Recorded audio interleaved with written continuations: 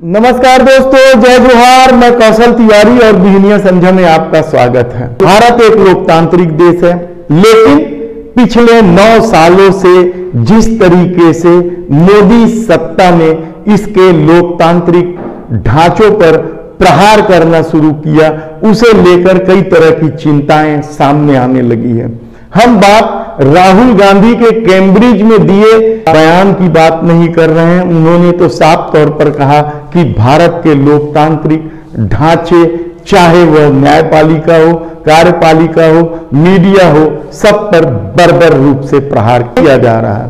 और ना ही हम उस बारे में बात कर रहे हैं जिसके तहत विपक्ष के 9 नेताओं ने प्रधानमंत्री को पत्र लिखा है और कहा है कि किस तरीके से विपक्ष के नेताओं को निशाना बनाया जा रहा है।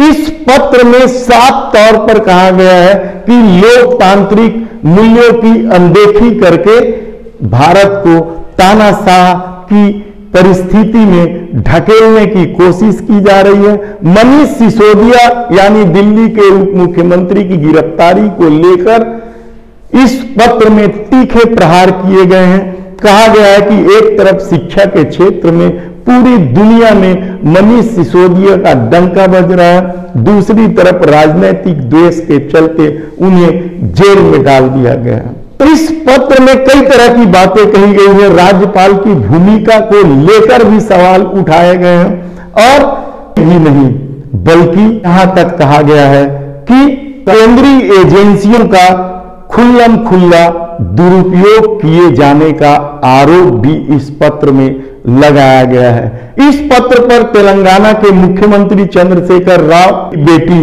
को लेकर ईडी कार्रवाई करने को आतुर है। दिल्ली के मुख्यमंत्री अरविंद केजरीवाल, जिनके खिलाफ भी जांच लंबित है, पश्चिम बंगाल की मुख्यमंत्री ममता बनर्जी, इनके भतीजे अभिषेक बनर्जी के खिलाफ ईडी की कार्रवाई चल रही है। राष्ट्रीय जनता दल के नेता तेजस्वी यादव, राष्ट्रवादी कांग्रेस पार्टी के अध्यक्ष शरद पवार, नेशनल कॉन्फ्रेंस के अध्यक्ष फारूक अब्दुल्ला, उद्धव ठाकरे और भगवंत सिंह मान के हस्ताक्षर हैं। यानी 8 दलों के 9 नेताओं के हस्ताक्षर इस पत्र में है। आम आदमी पार्टी के अरविंद केजरीवाल और पंजाब के मुख्यमंत्री भगवंत मान के दस्तखत हैं।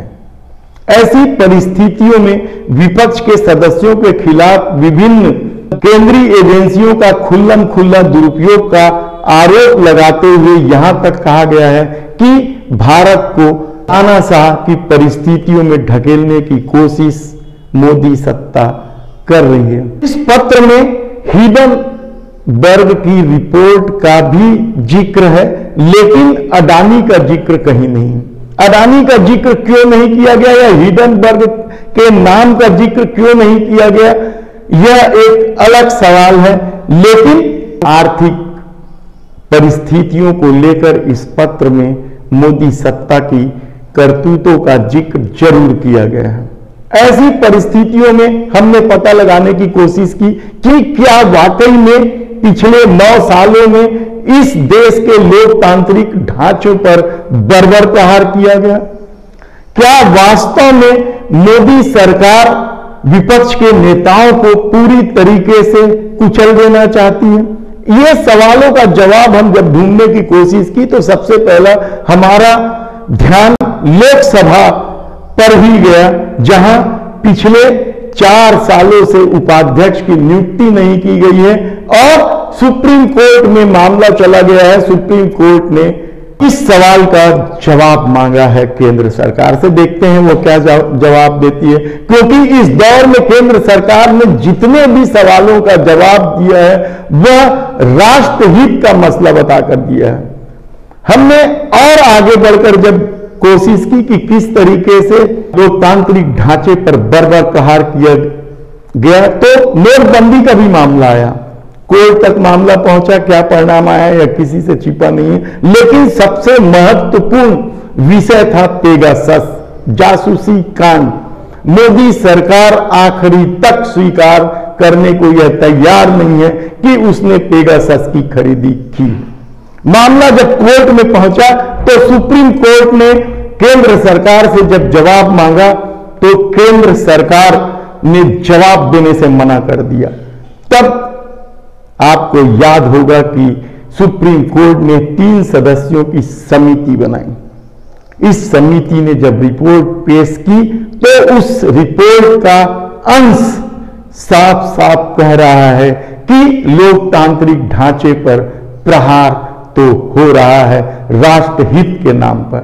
जांच एजेंसी यानी सुप्रीम कोर्ट के 3 सदस्यीय जांच एजेंसी को सरकार ने कोई जवाब नहीं दिया। यह बात जांच एजेंसी कह रही है। यानी आप कल्पना कीजिए कि एक सामान्य आदमी यदि सुप्रीम कोर्ट के सवाल का जवाब देने से मना कर दे तो उसकी क्या गत बनेगी। लेकिन इस दौर में मोदी सत्ता ने सुप्रीम कोर्ट के सवालों का जवाब नहीं दिया। सुप्रीम कोर्ट की समिति को कुछ भी सहयोग करने से इनकार कर दिया। यह बात सुप्रीम कोर्ट की समिति ने कही, तब आप क्या इसे लोकतांत्रिक ढांचे पर बर्बर प्रहार नहीं कहेंगे। दूसरी तरफ यदि जांच एजेंसियों की बात को लेकर विपक्ष हमलावर है, राहुल गांधी कैम्ब्रिज में सवाल उठा रहे हैं तो भाजपा बौखला गई है।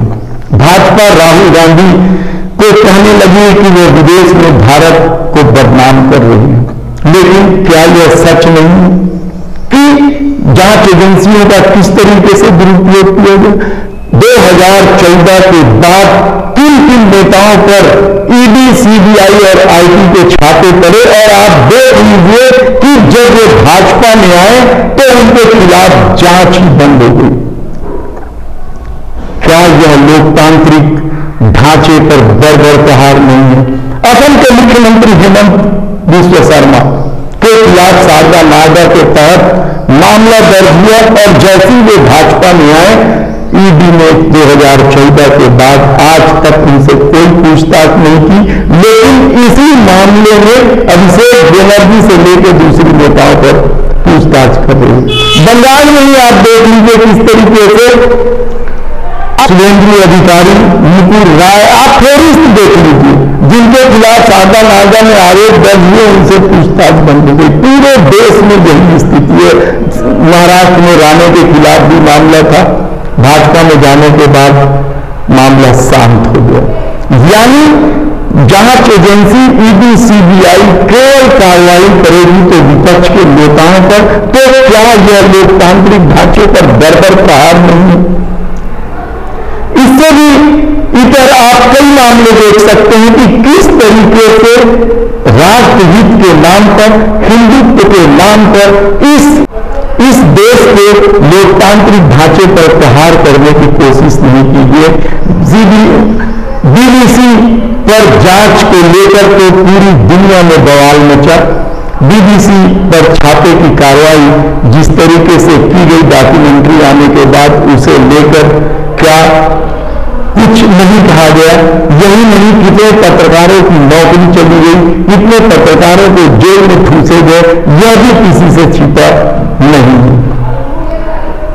इसके न्यायालय पर भी हमले हुए कहा जाए तो गलत नहीं होगा। किस तरीके से जजों की नियुक्ति को लेकर मोदी सरकार आक्रामक रही, यहां तक कि आरएसएस ने अपने 5 जन्म में संपत्ति लिखकर सुप्रीम कोर्ट को नसीहत तक देने की कोशिश की गई। तो क्या यह लोकतांत्रिक ढांचे पर बर्बर प्रहार नहीं था।